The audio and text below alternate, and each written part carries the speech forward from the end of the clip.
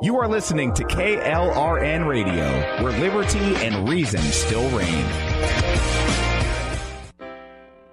Most writers and radio show hosts know that to connect with your fans, you need to do more than just write books or record the latest podcasts. There are many different elements that go into forming an online platform, but there are also many hidden traps. To make matters worse, solid advice on how to survive the muddy waters is scarce. In the book Hidden Traps, I talk about some of the important issues of working with an online platform, highlighting traps that could put your physical or internet security at risk or be harmful to your reputation. Are your social media posts just links with a few disjointed words, making you look like someone who can't complete a sentence? Did your new website cost you more than you anticipated? Are you leaking your personal contact details across the web without even knowing it? Then you need Hidden Traps. Although Hidden Traps is not officially released until August 1st, you can pre-order your paperback or ebook copy now from a variety of retailers, including Amazon, Barnes & Noble, and Kobo. Visit blackwolfpublications.com for more details. Here's George Foreman with InventHelp. Hi, I'm George Foreman. Do you have an idea for a new product or invention? People ask me all the time, George, how do I get my idea in front of companies? How do I get a patent? What do I do next? Do you have the same questions? I'll tell you like I'll tell them all. Call my friends at InventHelp. Call InventHelp today for free information. InventHelp has been helping inventors for more than 30 years and has sales offices nationwide. InventHelp can submit your invention to companies who are interested in receiving new ideas. If you have an idea and want to try to patent it and submit it to companies, you should call InventHelp today for free information. Listen, I can't guarantee a company will be interested in your idea, but I believe every inventor deserves the opportunity to step into the ring and take their best shot. Put InventHelp in your corner. To get your free inventor's information, call 1-800-353-6490. That's 1-800-353-6490. Again, 1-800-353-6490. KLRN Radio has advertising rates available. We have rates to fit almost any budget. Contact us at advertising@klrnradio.com.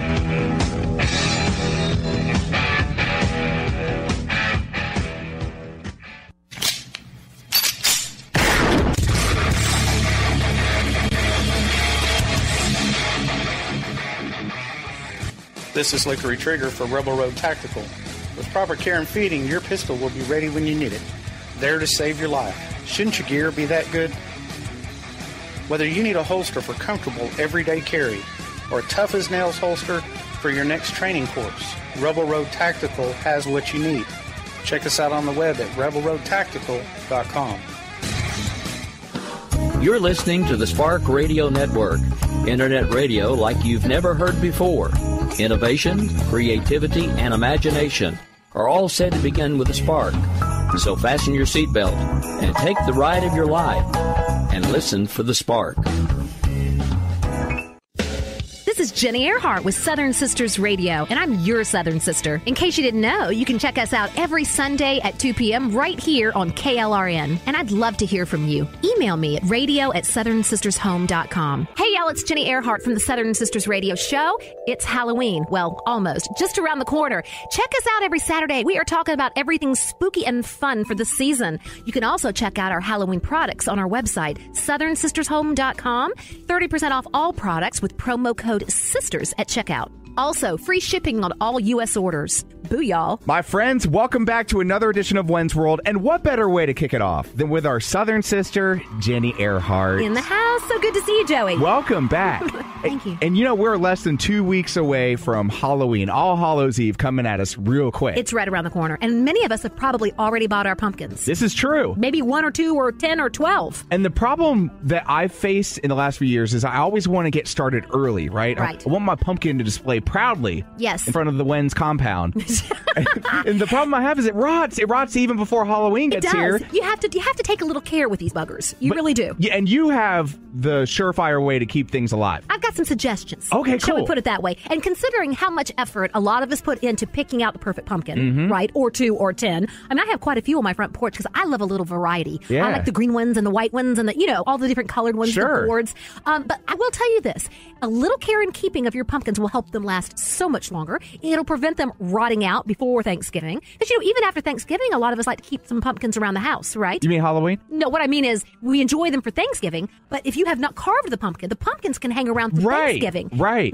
Because I even put some of them on my Thanksgiving table. The problem that I run into is, like, I'll carve them for Halloween, Yes. like 2 weeks before, because I want to have them outside and good to go. Exactly. But then, like, a few days before Halloween, they start to kind of implode and crumble. Personally, I recommend waiting to just a couple of days before Halloween to start carving. But I can give you some tips. If you do want to start maybe a week ahead of time, some tips for keeping it a little healthier longer. Cool. Not disintegrating, shall we say. 'Cause Yeah. you get a little gross when they start to sort of implode on themselves. Absolutely. A great technique is to apply a bleach solution to your carved and uncarved pumpkins, okay? This is an easy thing to do. About 3 tablespoons of bleach per quart of water. You can either dunk the pumpkins in a bucket with it. You can put this bleach spray in a in a spray bottle and just kind of spritz the pumpkin all over. The idea here is that you are killing off the bacteria, the germs on the outside. You're creating sort of a sterile surface, and that is going to help your pumpkin last longer. Love it. It's really the bacteria that ultimately is the culprit in terms of causing your pumpkins to rot. Got it? Now, if you have your uncarved pumpkins and you just want to spruce them up, make them look good and last longer, you're not going to believe this trick, Joey. Floor cleaner. Floor cleaner? Floor cleaner. Yeah, floor cleaner. Floor cleaners work well because what they do is they create a shiny surface on the outside of your pumpkin. They also repel bugs. How about that? Bugs do not like the floor cleaners. So it creates that sort of little barrier on the outside of the pumpkin. Wipe it on, spray it on, dry it off just a little bit. It'll almost create a little seal on the outside of the pumpkin. Hairspray. Can you imagine such a thing? Hairspray will do the same thing. You can spritz that pumpkin all over with Aquanet. And that, once again, the bugs don't like that. It creates a barrier. It holds moisture in. That's actually going to help your pumpkin last longer. It seems like so far, all I have to do is go to my wife's side of the sink and dig in. You know what? You don't have to go out and buy something special. Exactly. But Joey, you are a guy, so I'm guessing that you probably have a can of WD-40 somewhere. Oh, in the yeah. house? Always Okay. on hand. Now, listen, WD-40 is amazing when it comes to keeping your uncarved pumpkins fresh longer. They prevent insects and other creepy crawlies from swarming around, and they just really benefit the pumpkin even once it's carved. Spray the WD-40 over the surface of the pumpkin, right? Even spritz something, some of the WD-40 on the inside of the cut marks. Okay. The eyes, the nose, the mouth, Right. everything that you have cut. That kind of helps seal it off. Do you see what I'm saying? Yeah. Another good thing around the house, Vaseline. Same thing. It will repel bugs. It'll keep moisture in. Also, set your pumpkins someplace where they're not in direct sunlight, if at all possible. Okay. You see what I'm saying? A little shade is good for your pumpkins. And also to occasionally spritz them with water. Keep them hydrated because they will dry out. I'll tell you what, I have learned more about preserving pumpkins in the last 3 minutes than I would have ever learned in public school. Well, pumpkins are not cheap. Those things are expensive. They're not right? cheap, exactly. You probably dropped a pretty penny on some of those pumpkins, so why not just take an extra step, use something from around the house to preserve them, keep them looking beautiful all the way through the end of November. And in case you missed any of this, it's all accessible on SouthernSistersHome.com. We do. We have all kinds of great tips on there for taking care of pumpkins. SouthernSistersHome.com. Click on the blog. That's where you'll find it. I love it. And for right now, you guys are still running that promo special, right? Oh, you should see our Halloween towels. They are gorgeous. Our gourmet flour sack towels, guys, with adorable Southern Halloween designs on them. Check them out. 30% off on our website at SouthernSistersHome.com. All you have to do is put in promo code SISTERS at checkout. And free shipping. We like that, don't we? You can't beat it. Free's our favorite word. Ginny Ehrhart, my favorite Southern sister. Thank you so much for coming back. Thank you, Joey. Week 6 is in the books, and it's always a pleasure to have at Radio Griff back in studio, half alive today. I know, man. The weather changed, and then my nose started dripping. I'm sneezing. I hate the cold. Bring back summer. Hashtag bring back summer. Hashtag winter is for losers. The only time winter is good, I think, is right around Christmas. And then after that, it's worthless. From like 6 to about noon on Christmas Day, and then I'm over it. Let's get it hot. Let's go to the pool. I want to take my shirt off. Oh yeah, let's I want to out. be there for that. Yeah. I mean, not just to hang out. That's all. We can just talk. Yeah, family and cold weather the same. By 6 p.m., I'm over both of them. Exactly. I just want to be by myself, in my underwear, on my couch, watching football. That's all I want to do is watch football and be warm. And that's what we're going to talk about. And it's warm in here. It is. It's very warm in here. I'm feeling the heat from last week, It's Griff. so hot you got sunglasses on. I do, man. It's bright in here. I'm taking a page out of my radio hero, Larry WACHS's playbook here. Great Larry. I know Larry. He's a good man. Great man. He is pretty much Jesus 3.0 behind Jesus and Tom Brady. That's pretty good company. Yeah, absolutely. Yeah. Well, last week was really good to me, Griff, because I won 7 out of 14 games. Oh, look at that, 7. Oh, 7. I'm feeling some revelation stuff going on in here. I don't know. Stay tuned. I won 7 games. Griff won 4. So, according to my minimal mathematical skills, I am ahead, all in all, to this point by 1 game after week 6. Isn't that crazy, though? So you're ahead, and you had a better week last week, but through 6 weeks, we're still basically even. It's like we have no idea what we're doing here. I mean, we're just... Hey, 50% though, basically. But does anybody this year? I feel like there's literally no such thing as a sure thing this NFL season. No, I'm with you on that. Yeah, because the Patriots, who were supposed to be, go undefeated, they're not what they were. Teams like the Jets weren't supposed to win a game. Yeah. And here they are fighting for the division. Yeah. What's going on? Patriots might not be TB 12-4. They might be 10-6. Maybe 8-8. 9-7. I mean, they're still going to win the Super Bowl, 6-10? but 4-12. I'll bet against that. Well, it all kicks off tonight, Thursday night special, as the 5-1 Chiefs take on the troubled Oakland Raiders. Just move them to Vegas already. Hashtag Vegas strong. They got that hockey team out there. The hockey team, people are filling it up. Well, they like watching those Golden Knights play. So ship the Raiders over there. I say do it now. Get out of Oakland. It's a cesspool of nonsense. It is a cesspool. Yeah, high taxes, liberals everywhere. Count me out. Beautiful weather. But legal marijuana. Not that I partake, but for those of us who do or have in the past. Not I. So who you got in this matchup? I like the Chiefs in this game. I think Chiefs 5-1, suffered their first loss, but I think they come back this week. I like the Chiefs. I think they're just a premier football team. I think they're going to win this game. They're the class of the AFC, in my opinion. Andy Reid is a great coach.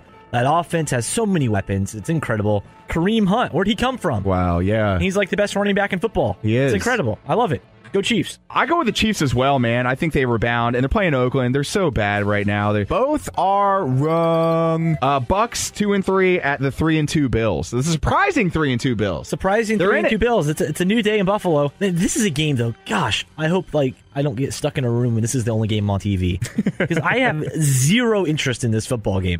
It doesn't excite me at all whatsoever. And I love football, but this game, I'm just like, I'll take the Bills in this game, though. I think it's in Buffalo. Isn't Jameis is out, right? Is he playing this week? I don't know. I think he's questionable. He's questionable. Yep. So yeah, well, let's go. His whole game though is questionable. Yeah, with those receivers, he should be in the MVP race, but he is just lackluster at best. Ever since the snow crab incident. That's true. Speaking of the NFC South with the Buccaneers, everyone was like, "It's Falcons," and maybe the Bucs are the hot team. Lots of people, the Bucs were a sexy pick this year. Oh yeah, maybe challenge the Falcons. And you look at it. Maybe two of the best teams in the division are the other two teams, the Panthers and the Saints. They're playing kind of how they did a few years ago. They might be the class of the NFC South. It's really weird how that kind of flipped this year. But I like the Bills in this game. I think it's a new day in Buffalo. Initially I circled the Bills, but I feel like the Bucs are up against the wall. Nobody puts a baby buck in a corner at Radio Griff. I'm going to go with the Bucs on the road. It's a must-win for them. It is a must-win. If there can be a must-win in Week 7. You have to win this game. Well, this is it. You called it, man. They're 2-3. Atlanta's 3-2. Saints the same, and Carolina leading at 4-2. So this is a must-win at Week 7 for this Tampa Bay team. I'm going with the Bucs on the road. I'm feeling it, baby. Wow. Advantage at Radio Griff. 3-3 at 4-2. Baltimore at Minnesota. You know what? I like what the Vikings have going on now. I think they're in a little groove. Case Keenum probably playing the best football he's ever played in his life. Yeah. They're all on a high because Teddy Bridgewater is back out there practicing with them. At least, he's making himself known around the team again. And everyone, for some reason, loves Teddy Bridgewater. Like, they have this great affinity for him, if you will. Well, with a name like Teddy, he's got to be nice. Like a teddy bear. Squeeze me. Nice guy. I saw someone on Twitter say he has nice, kind eyes. Oh. So he's just a good guy. Had a tough injury. a couple years ago. He's the kind of guy that has like people locked in his basement, though. Probably so, right? Shut up! And I think the Vikings are going to win this. Especially, this is their division now. Now that Aaron Rodgers is out, it's theirs to lose. Theirs to steal and lose, however you want to phrase it. Sure. And this is a game the Vikings should win. I like the Vikings over the Ravens. I do too. Absolutely. Case just doesn't turn the ball over. I mean, game manager. He's Hashtag a game manager. Yeah, I like it. I do too, man. Jerick McKinnon back there running the ball now with Dalvin out. They could still make the playoffs and win that division. It's awesome. And I also think, despite Stephon Diggs, their coach has like one eye. Right. Well, he has the good eye. The good eye. He's like my cyclopic colleague. It's it made him better. Absolutely. Somehow. He sees things even clearer. Absolutely. More clearly. The rain is gone. I can see clearly now. Well, they play in a dome, too, so that doesn't really helps. affect it. That Absolutely. Helps. Wow. It's always sunny and perfect in the dome. It's always sunny in Minnesota. Yeah, and even with Stephon Diggs out, I think they have enough between Thielen and I really believe in what's going on. Guy. He's fun to watch. I like him because he's a speedy white receiver. There's not too many of them. Not many of those. No, they're not. So I got to feel like I got to cheer for him. They're the minority in the NFL. Right. Now that Homeboy's gone, Edelman gone for the year. Edelman, Vanny Woodhead is out, right? Danny Woodhead, Wes Welker's retired. They're doing a football life on him already. Yeah. White receivers matter here in Wenz world. That's all I'm going to say about that. That was the Wenz. That was. Hey, I'll stand by it. I say I'm okay with all it. receivers matter. Well, they do, but they're a minority. Especially if they're on my fantasy team. Well, they matter even more. Absolutely.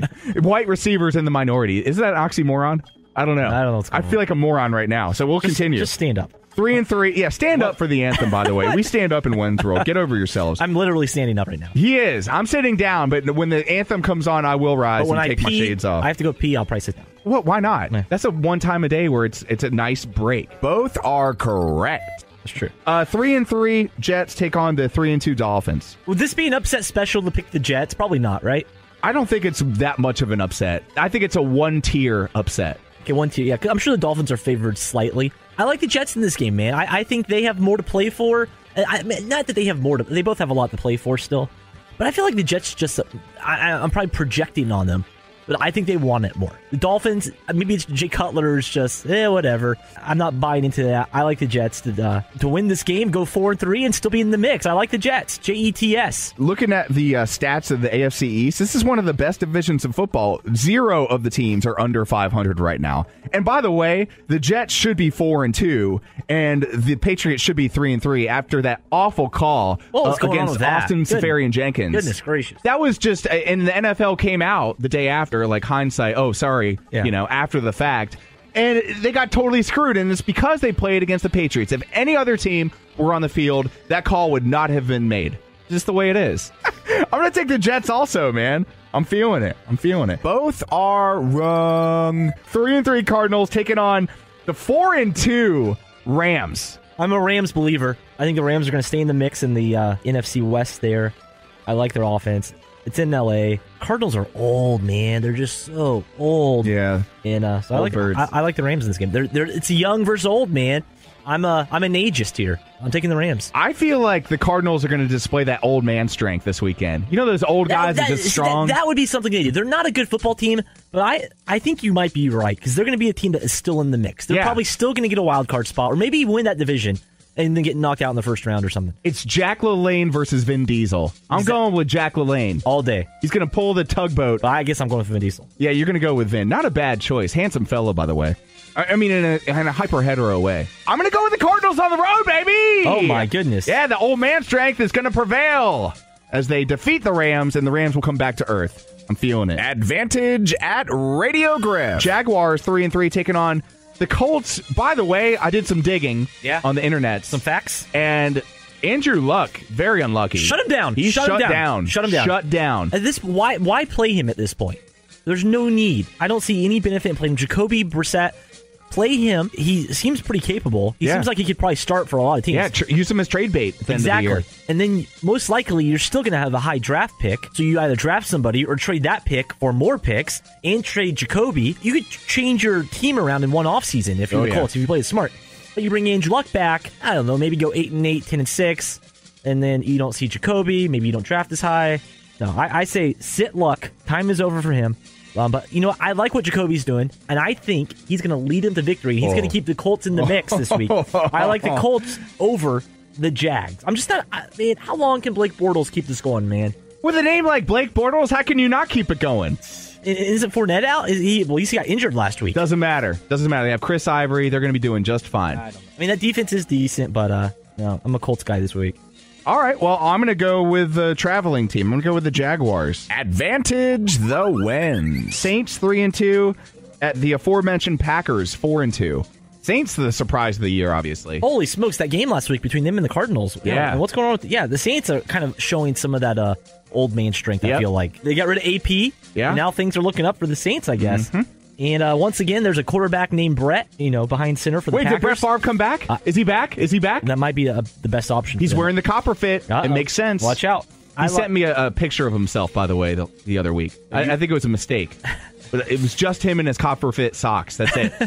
By the way, he's doing all right for himself. I'll just put that. I'll just leave That's that. That's not what I heard.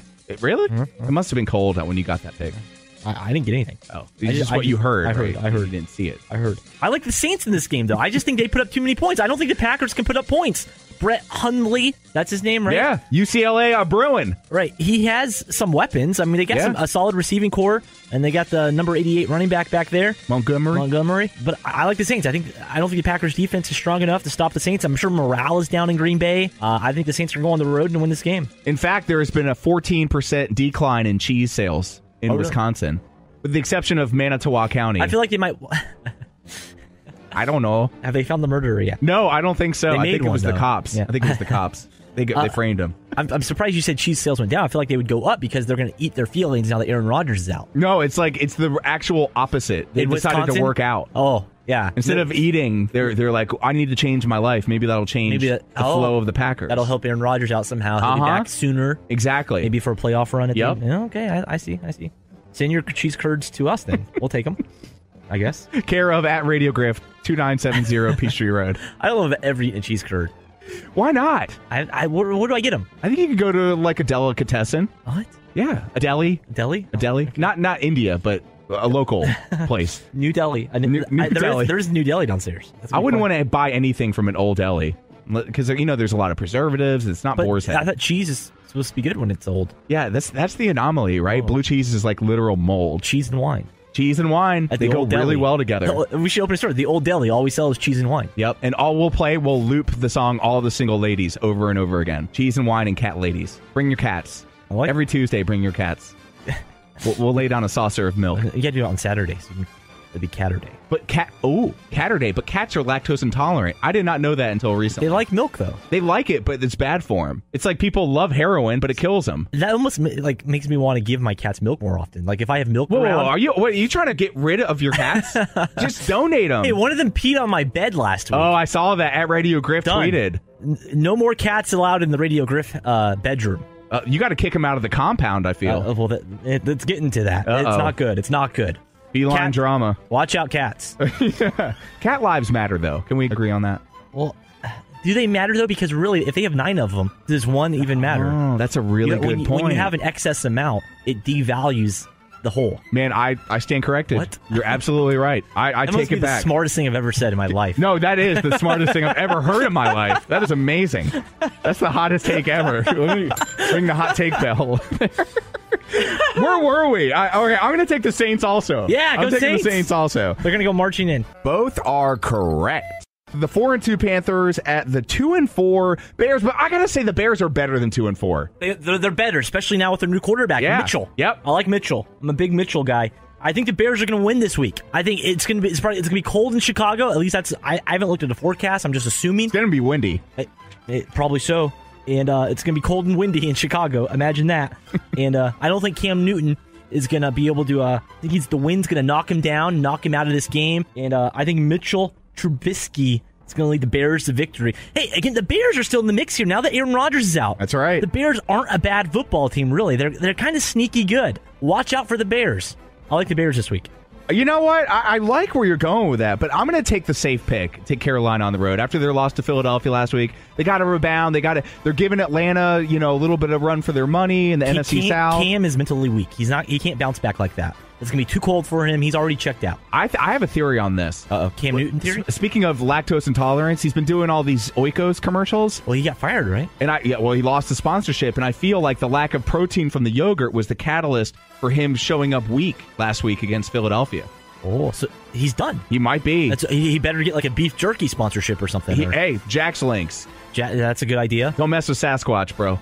Don't mess with Sasquatch. I think Carolina's going to do it on the road. They have to. And Atlanta... Assuming Cam eats some protein. Assuming he eats protein. And also, I'm not sure what's happening with Luke Kuechly. Is he playing? A concussion protocol? I don't know, though. I'm feeling in my bones that Carolina's going to go into Chicago and win, but it's going to be a close game. Advantage at Radio Griff. The 3-3 Titans at the 0-6 Cleveland Dog Pound Brown. You know, the Titans, I don't know if they really deserve to win that game. It was a Monday night, right? Yeah, it was an exciting game, I felt, the second half. It was, and I don't know, man, I think they're a good head coach away from being a pretty excellent football team. Like a team that wins the division every year. I feel like they have, in terms of players and personnel, they have the pieces. I think their coaching just is a little off there. And I originally circled the Titans in this game, but the more I think about it, I kind of talk myself out of that. I think this is a trap game, if you will, for the Titans. Trap game alert. The Browns have to win at some point, all right? They're not going to go 0-16, right? It's in Cleveland. I like, especially the Titans coming off a short week, I'm taking the Cleveland Browns to finally win the game. And they're not going to be the only team that wins their first game this week. A little sneak peek there for you. Ooh, I like it. I like the Browns over the Titans. I have several hot takes, not only for this game, but the one that we're about to talk about. Oh, okay. We're up against a hard clock, so we'll have to do this on demand. SoundCloud.com up in the search bar. WENZ World. So until next time, Radio Griff. You're so bad. Stop it. All right, we're back with the aforementioned Promised On Demand edition. I am so bad. I love that. I just kind of got a little tingle up my spine. It's a Tom Petty song. Oh, sure. Yeah. It's Tom Petty. Is that what You're so bad. You keep singing. I like Best that I ever had. In a world gone mad. You're so bad. It sounds like a Bob Dylan verse. It's the same guy. Is it the same guy? Tom Petty's was, man, that's sad. Oh, man. How the hell did he outlive? That's a good question. How did Bob Dylan outlive anybody? He did find Jesus at one point. Did he? That helped him. I don't think he kept with him. Where did he look? Under a rock. Under a Rolling Stone. Oh, I like it. Well, that's a reference there for you. That's the extent of my Bob Dylan knowledge. That's all I got. But he does have a son who's quite the wallflower. So, okay, back to football here. We're getting all artsy-fartsy with our music knowledge here. Behind the music in Wenz World. You know what, man? I circled the Browns, and I'm not going against it. I circled them. I feel like they're going to get their first win. I'm with you. They're going to win. I'm with him. Hashtag I'm with him. For sure. Now, Hashtag me too. Okay, we're going to talk about that next week on the topic wheel, because I got some takes on that. I got blasted on social media for joking about it. Oh, no. These women. You give them the right to vote, and all of a sudden they have opinions. I don't get it. Yeah, Browns at home, for sure. They're going to get the first win. Both are wrong. Now, the 2-3 Cowboy. How about them Cowboys? How about them boys? Them America's team taking it on the road to Candlestick. Or Levi Stadium, Levi as they call Stadium, 3 hours outside of San Francisco. Home of the skinny jeans. Home is where, they didn't look at the trajectory of the sun when they built the stadium. So the sun literally, stares right into the stands the majority of the game. And it's so hot there, fans don't even sit in their seats because it's so hot and miserable. Wow. So, yeah, good work there, Jed York. The 0-6-4 Niners. 0-6-4 Niners. Yeah. And, no longer after this week. They got to win at some point, right? First team in history to lose 5 games in a row by 3 points or less. That's a fact for you here in Wenz World. Facts. Fact alert. So they're not getting blown out. Every game they play is close. Yep. They could easily be 4-2, maybe 5-1. The Niners could. They've been in the mix. I've said in the mix a lot today. They've been in the mix a lot this year so far. They got to win the game. It's at home. Cowboys, I'm not a believer, man. Distractions with Zeke going on. Can he play? Can he not play? I guess he's playing this week, right? Because the judge is on vacation. What is going on with our justice system? Well, yeah, a judge is on vacation. Sorry. Where's Judge Ito when you need him? Exactly. What's he up to? Well, he would let him loose then, wouldn't he? Maybe. He let him play. The glove don't fit. You must have quit. If there was a murderer up for trial or something, judge is on vacation, so... you're free to roam the streets for the next 2 weeks. Well, it's not the perpetrator's fault if the judge is taking time off. Is there not another judge? No, that's why the judges are important. There's only a few of them. If everybody was a judge, then we'd all be judgmental. Do we need more judgmental people? Oh, look at that. Spin zone for you there. Niners are going to win, though. I like the Niners. I do, too, man. I circled the Niners. I'm not going against it, baby. Yes. Both are wrong. The Cowboys had 1 foot in the grave, and I believe both shall be 6 feet under after this week. They'll be 2-5 with a loss on the road. Jason Garrett out after this year. I think so. He sucks. He's a terrible coach. He's a mediocre head coach. I feel like Jerry Jones forgot to fire him a few years ago. He's still collecting a paycheck. Yeah, what's going on? Milton in the basement. Yeah, dude, for sure. Niners will be 1-6 after this week. Oh, yeah. The 3-2 Broncos, who got destroyed by New York last week. What the was word? that? A boondoggle? Is that what you call it? Yeah, what's going on? That was weird. The boondoggle New York Giants beat the Broncos 3-2 at the Los Angeles, I'm going to say it right for the first time in my life, Chargers, 2-4. I think the Broncos bounce back. I think they're a good football team. Every team has games like they had last week, and I think the Broncos win. I disagree. I think the Chargers win at home. Wow, in front of all 15,000 people. I think the 6 people that are in the stands will see the Los Angeles Chargers. Wow, I got 2 in a row there. Yeah. Will win, and I think Denver got exposed a tad. I think the Chargers just need to run the ball, and they'll win the game. And I know I'm wrong, but I feel like they're going to win. Run Melvin Gordon, baby. That's just going to run the ball. It's Melvin, baby. That's a good answer. Good answer. Advantage the Wenz. Who's going to throw the ball for the Broncos? Top 5 answers on the board. Brock Osweiler, baby. The overpaid bell. What's going on? What is going on? 2-3 Cincy in the Steel City, taking on the 4-2 Stellars. Steelers, once again, they're suddenly good. Distractions, Big Ben throwing 12 interceptions, Big Ben with a boot on his foot. None of it matters. The Steelers are still good. These are games the Steelers win no matter what. It's in Pittsburgh. Steelers win this game. Come on. Andy Dalton's not rolling into Pittsburgh and beating Big Ben. It's not happening. The Red Rifle? He's not going to get it done, baby! Rifle. All right, I'll take the Steelers as well at home. I think they need to start winning games. They beat the Chiefs last week, which is very convincing. Well, the Steelers are back. They're here. They're in the mix again. They are. They're in the mix. Both are correct. The 3-2 Seahawks taking on the 1-5 Giants in New Jersey / New York / Pennsylvania, wherever they play. I like the Giants this week. I think the Giants are going to keep the winning streak going. Wow. 2 in a row for the Giants. I did not see that coming. Oh, yeah, all day. You get rid of Odell. You get rid of those distractions, these prima donna wide receivers.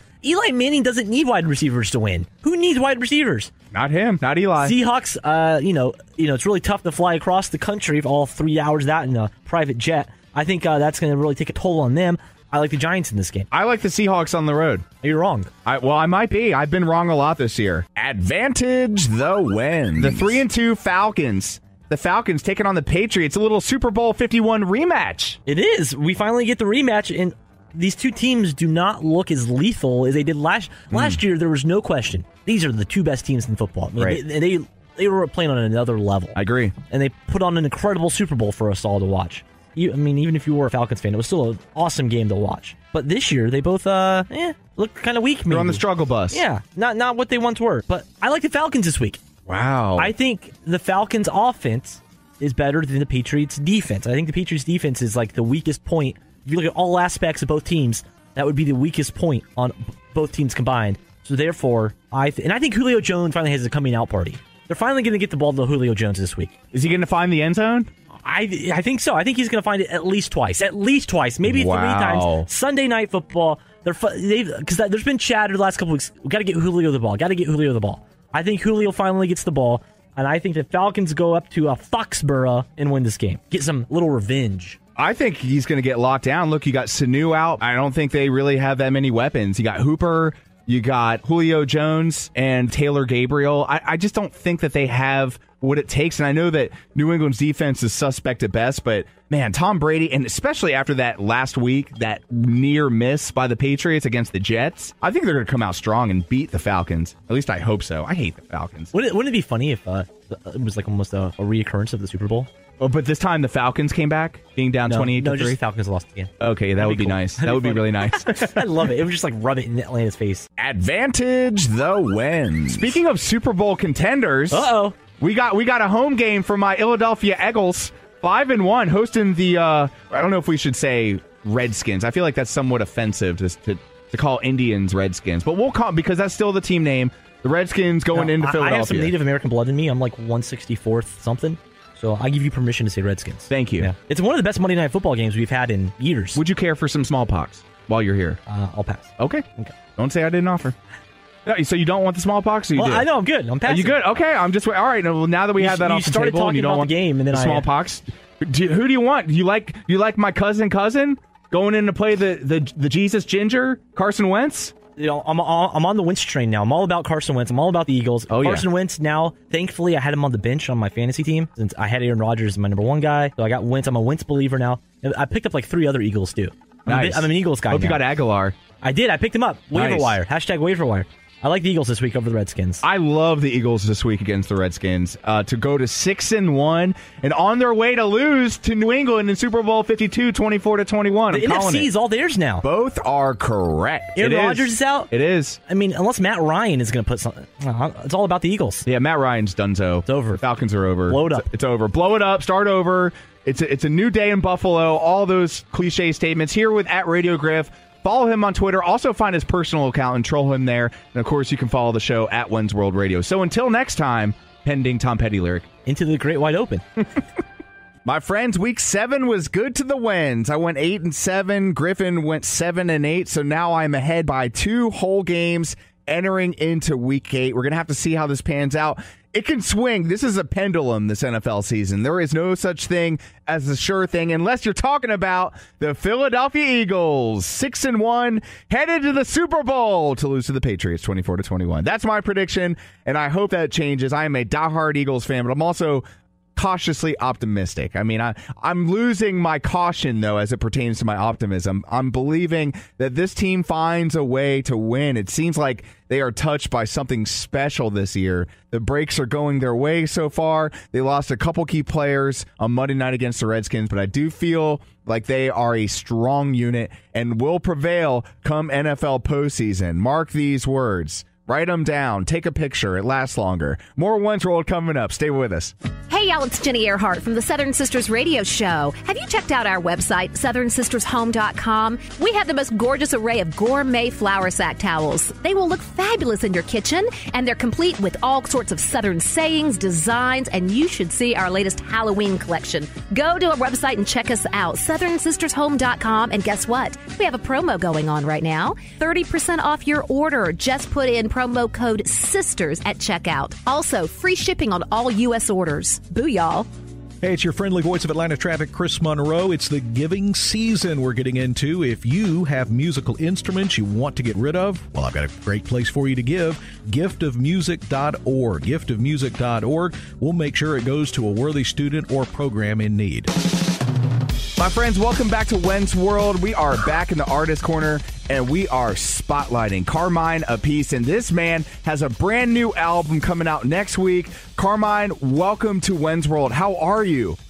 Wow, it's almost like Wayne's World, isn't it? It sounds sort of like it. My parents blessed me with a very awkward German mutt last name. It's Wenzler. So when I say Wenz World, people are like, oh, Wayne's World? I'm like, no, I'm not that cool. I'm not as cool as Wayne and Garth, but you know, I try to spotlight awesome musicians, and you are definitely one of the world's most renowned drummers, and you have quite the history, but not only the history, quite the present and the future. You know, a lot of people are probably thinking, like, Carmine, I know that name from somewhere. Well, you know what, from Vanilla Fudge, and they were one of the bands that had, like, a first top 10 album without the power of the single, and back in that time, that was extremely rare. That process for you was, I think, one of the things that really brought you into the forefront of the music scene. Go into a little bit about the power of that album. Well, you know, the album came out. We basically, that album was pretty much our stage show that we did live every day, you know, that we played. And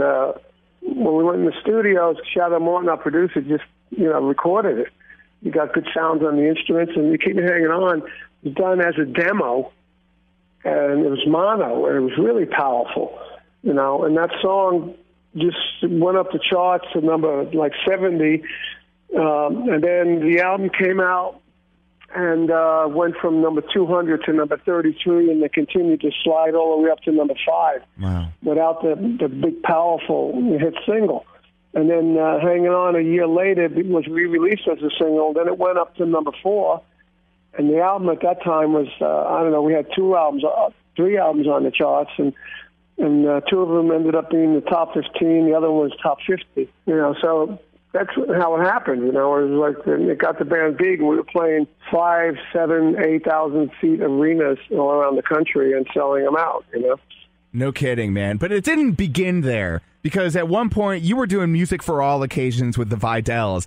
I think this is such a cool concept because this was back before Vanilla Fudge, before you were really a household name as you are now. Yeah. This was kind of a group that was a group for all occasions, literally. Like whether it was a wedding, a party, you guys would mix and match. There would be maybe 2 guitars at one venue, and then the next time maybe 1 guitar, 2 bass. Go into a little bit about how all that got started and how that kind of led you into the jazz music scene, which eventually led you to Vanilla Fudge. Well, I want to know where you got all that information. Oh, well, I have my sources, mainly the intranets. It sounds like you read my book. All that stuff is in my book. That's awesome. Yeah. I did not read your book, but eventually I need to, apparently. Yeah, you need to. It's called Stick It, My Life with Sex, Drums, and Rock and Roll, and it gets into all that. All about the Vidells, and the Vidells were music for all occasions, and that's what we did. And through my teens with the Vidells, by the time I was 17, I bought myself a brand new 64 Chevy Super Sport 327. That was brand new, and I was 17, and I paid enough for a down payment and paid it off, And we just used to play everything, We'd play a rock gig, then we play a wedding, we play a sweet 16 party, a bar mitzvah, and then I might play a jazz gig with a little jazz quartet, And it basically, we did R&B. Then it turned into another band called Thursday's Children that had horns in it and the lead singer, and it's just the whole array of music, And because of that, playing all that different kind of music, I was pretty much able to play anything, In case you're just joining us, we are with Carmine Appice, and you can check out his website, CarmineAppice.com or .net. He's accessible via both of those websites. And I thought it was interesting. You were given an interview about 21 years ago, back in 1996. I can't believe that was 21 years ago. I'm doing the math in my own head. Me neither. Yeah, I know, right? It's crazy. But you talked about the scene back before Vanilla Fudge, after the Vidells, you were kind of in that in-between phase, but drummers for rock bands, it wasn't really like that big of a thing early on in the early 60s. And I thought it was interesting how you kind of searched through the jazz musicians and the jazz groups to help you grow into your style. Go into a little bit about that. Well, basically, you're right. In those days, the only really... There was some drum songs, there was like Teen Beat by Sandy Nelson, Right. Topsy Part 2 by Cozy Cole, and Wipeout. Those are like drum singles, I call them. Those are the early singles, so when I was coming up, I was learning to play those songs. But really, they were very simple, and then my mother turned me on to Gene Krupa, and the first album that I ever got there, I think that my parents bought it for me, was Gene Krupa and Buddy Rich together. And those were the 2 biggest jazz drumming names at the time back in the early 60s. And, and that was my first album. It's funny now when I do interviews and they go, what was your first album? People expect me to say like the Beatles or something early like that. But I say, no, it was Gene Krupa and Buddy Rich, and they never even heard of it. But and then I graduated a little more towards Max Roach and Joe Morello, that played in the Dave Brubeck Quartet, the Take 5 song. Wow. And he did solos in 5/4, which were amazing, had a great drum sound. So those are like my 4 big influences in when I was growing up. And you can hear a lot of Krupa, Rich, and Max Roach in my playing. All the things I did with the double bass drums are all stuff that Max Roach did, that became a staple in rock drumming, Absolutely. And you've worked with a lot of amazing people. And one of the names that really threw me for a loop was Ozzy. You worked with him a lot. And you were doing an interview a few years ago, and you said some things about Ozzy. Perhaps he isn't as good maybe as the media makes him out to be. In my mind, I agree with you. I feel like the people that surrounded Ozzy made him who he was because of the talent around him. Yes. Would you agree with that? Well, yeah, because, Ozzy never really wrote the lyrics. like in Black Sabbath, Geezer wrote the lyrics. Right. Ozzy was the singer. He put it across. But Ozzy wasn't a great singer like a Rod Stewart or, Paul McCartney or, give me another great singer, Elvis Presley, Sure. He was more of a stylist. He had a certain style that fit in with Black Sabbath. And at the time when they came out, I was coming out with Cactus. But at the time they came out, they were like a Led Zeppelin kind of clone band, you know? Right. And then somehow they turned into the original heavy metal band. I don't know how that happened, you know, or when that happened, because it all used to be called hard rock. Yeah. You know, it was never called heavy metal when they came out. You know, Zeppelin was never heavy metal when they came out. Neither was Deep Purple. But then somewhere in the 80s, the label changed to heavy metal. You know, and then Ozzy, you know, he was always, you know, like he was drugged out, and you know, he had a lot of problems with drugs and drinking, and you're right, all the people around him. When he did the first Ozzy album, it was Bob Daisley wrote all the lyrics, and Bob Daisley and Randy Rhoads pretty much wrote all the songs. You know, but they were like very talented people. The drummer Lee Kurzweil was a great rock drummer at the time, and he did a great job in those records. And Sharon Osbourne, his wife, her father was Don Arden, who ran Jet Records, and you know was a manager and heavy a mafia kind of guy. And she learned how to be vicious in the business, and she basically put people around Ozzy that it happened. As a matter of fact, my brother was asked to join Ozzy's band. I told him not to do it because at the time I was sitting like talking to Ozzy at the Rainbow, and I turned around to talk to a fan. When I talked back to Ozzy, his face was in a bowl of spaghetti, face down. And I said, Vinny, this guy can't even eat. You know, without being out of his mind, drugged out, and can't even, you know, he ended up with the face in the spaghetti. That's the guy you want to be in a band with.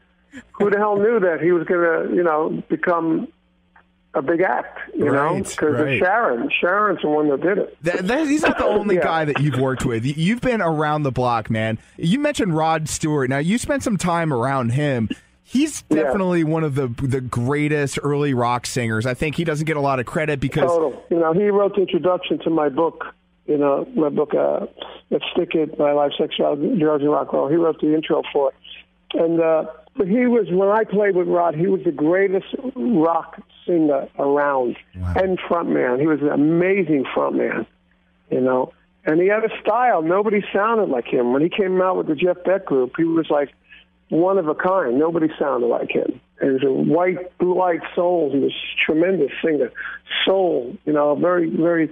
If you didn't know he was a white kid, you would think he was black almost, you know? Right. That's true. But he was a great singer and a great performer and a great... You know, I learned a lot from Rod. A songwriter, great lyricist. You know, he always told me, you know, all the songs he had always... Every picture tells a story. Hot Legs, Do You Think I'm Sexy? You're in My Heart. You know, all these songs, Passion. All these songs are like everyday kind of sayings. They weren't like, they were things that people say all the time. Absolutely. And he was a great songwriter. I learned a lot about image. I learned a lot about songwriting, about making things events and not just going to do something, try and make it as eventful as you can, you know. That was a great time. And we're coming up on a hard break. This conversation continues online, SoundCloud.com. Also a free app in your phone's app store. Up in the SoundCloud search bar, WENZ World.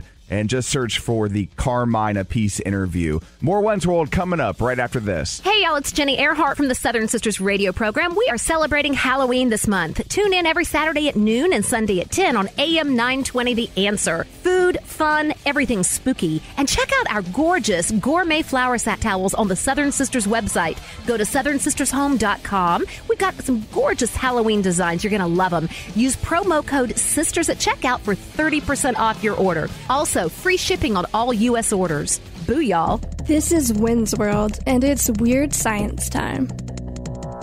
Yep, it is Weird Science time. And you know, folks, we bring the experts from our good friends out there in California. Reasons to Believe, found online, reasons.org.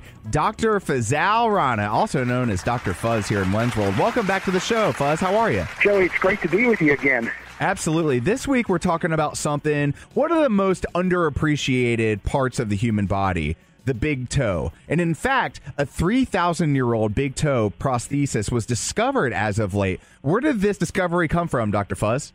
Well, this discovery was made in what are known as the Theban tombs. These are part of a gigantic ancient necropolis located outside of Luxor, Egypt. and was part of the ancient city of Thebes. And right now, archaeologists have cataloged about 415 of these tombs, and it's a very important archaeological site that's really complex, where there are tombs on top of tombs, and tombs have been remodeled multiple times. But this whole necropolis spans about 1,000 years, from 2000 BC to about 1000 BC, and it was in one of these tombs that this big toe prosthetic device was discovered. And, we were talking a little bit before we hit the record button on this interview, and you went into a little bit about how important the big toe is for everyday functions for human beings. Go into a little bit about how we've kind of been underestimating the power of the big toe. Well, it's kind of weird when you think about it. Yeah. Of all things that you can make a prosthetic device for, why on earth would it be a big toe? Sure. But it turns out that when you compare like the human foot to the foot of a chimpanzee, our foot is really very different. We have a very large heel. We have an arch in our foot. And our toes are smaller than the toes on the foot of a chimpanzee. And our big toe is not opposable, but it's oriented in the same direction as our other toes, and it's much larger. And it turns out that if you don't have a big toe that's designed that way, it's very hard to stand in one spot stably. So it's important for what's called static balance. But you can't run or walk either, because when we, for example, walk, we're shifting the weight of our body forward, and our foot has to absorb and distribute that weight. And so when you walk, you make a heel strike, where the heel is the first part of your foot that's absorbing that weight, that it transfers along the outer part of your foot across the ball of your feet, or ball of your foot, to your big toe, which makes contact with the ground. And when you're running, the part of your foot that hits the ground first is the big toe, is the front of your foot, including the big toe, which again has to make contact with the ground. So if it wasn't for our big toe, we wouldn't be able to stand, walk, or run. And so it makes a lot of sense that somebody would make a prosthesis of a big toe, because it's probably more than just simply cosmetic. It probably had some kind of function. Right. And since it's 3,000 years old, what would they have made that prosthetic out of? Well, it looks like it's made out of wood, okay, and then also leather that was used to kind of strap the toe onto the foot. But one of the things that's really interesting is that it looks as if there was an artisan that made that prosthesis. The toe looks natural, but it looks like this artisan went in and several times worked and reworked that toe for comfort and for fit. So it's not just simply, again, a cosmetic thing. It probably had functional importance for the woman who owned that prosthesis. Is this something that was probably accessible to everybody, or just the super rich at the time, do you think? Well, I mean, the tombs that this was found in belonged to the daughter of a priest. And so by definition, in that time in Egypt, they would have been very wealthy. So this is not something that was widely available. It must have belonged to a very rich person. And the fact that you had this artisan, again, that made this prosthesis and kept working and reworking it, it seems as if that artisan really understood human anatomy and physiology. And so it probably was something that only a select few people would have had access to. Talking to Dr. Fazale Rana about big toes. I know you're probably like, what? Why is this weird science? Well, it's weird because they just uncovered a 3,000-year-old big toe prosthetic in a tomb in Egypt that belonged to a daughter of a priest. Now, what kind of religion do you think this priest was serving under, in your opinion? Well, I mean, he would have been part of the religious system that would have been found in ancient Egypt. But the fact of the matter is these people would have had some sense of an afterlife. Right. And that buried themselves with all of their worldly possessions because they thought that when they crossed over into the next realm, they would need all of those things.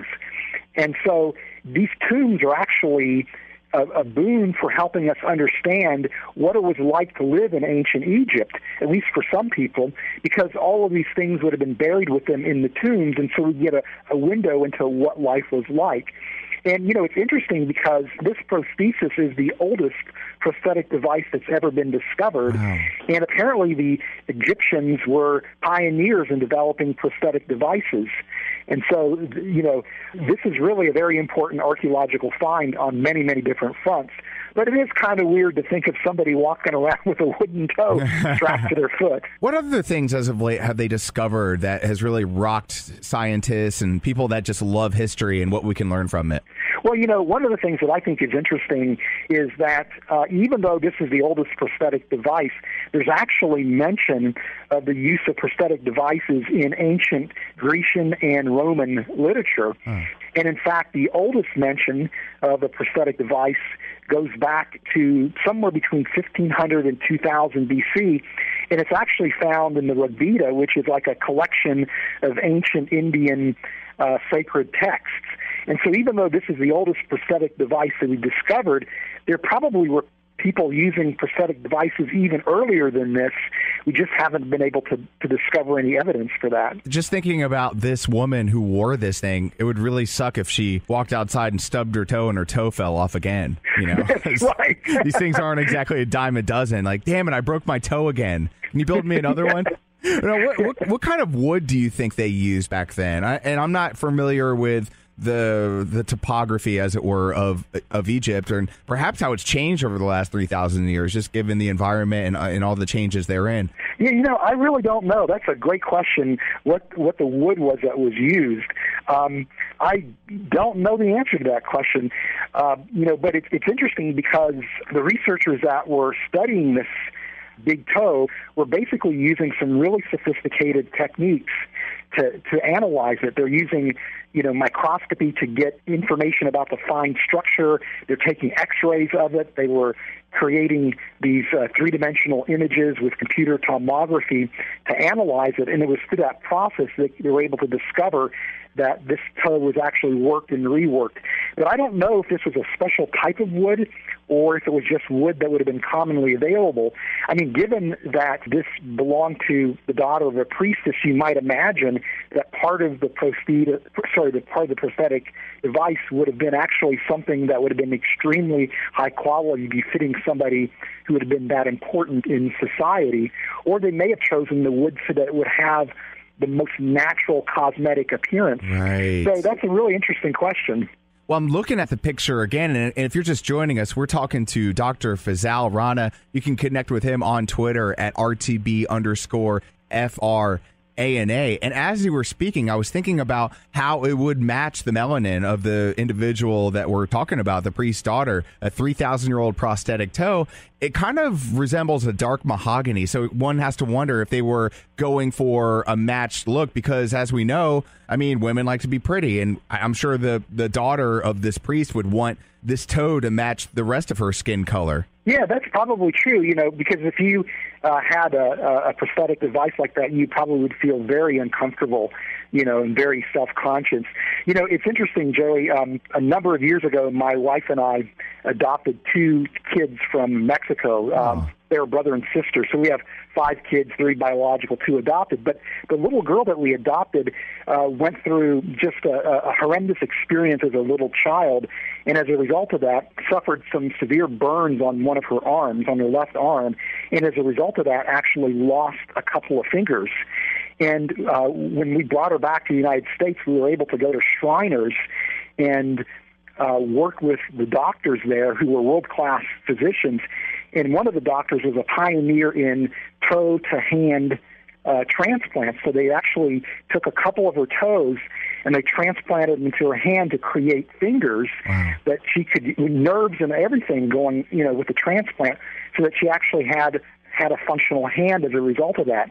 But our daughter has always been self-conscious of the fact that on one of her feet she has 4 toes instead of 5 toes. And so I can imagine that this woman would have been pretty self-conscious about having not having a big toe and having this prosthetic device. Right, and when you guys head to SoundCloud and up in the search bar, Wenz World, you can see a picture of this prosthetic, and it does have the 4 other toes, and I don't think they look as well kept as the big toe. It's literally night and day about how well preserved this toe is compared to the other 4. Man, this is great stuff. I'll tell you what, I'm never disappointed with what our good friend Anastasia sends us as far as press releases on topics to discover and unravel and pick apart, because this one is just mind-blowing to me. I've always been a fan of ancient Egyptian culture, and they seem to be so far ahead of their time in every single facet of society. I mean, mathematics, architecture, you name it, medicine, science, everything. They seem to be so far ahead of their time, and this is just another example of that. Yeah. There's when it comes to science, there's things that are so weird. Fact is much stranger than fiction. That's what's so fun about being a scientist is there's never an end to fascinating things and bizarre things that you get to learn about. Oh, man. Dr. Fuzz, always great to talk to you. Again, folks, connect with the good people at Reasons. Reasons.org is their websites. It's where faith and science converge. See, I've found in my own life, and others have as well, that science and faith aren't mutually exclusive. They work together in a dynamic and miraculous way, and that's the way that I believe the Creator intended it to work out. Dr. Fuzz, I really appreciate your time, and I can't wait to talk to you again soon. Thanks, Joey. God bless you.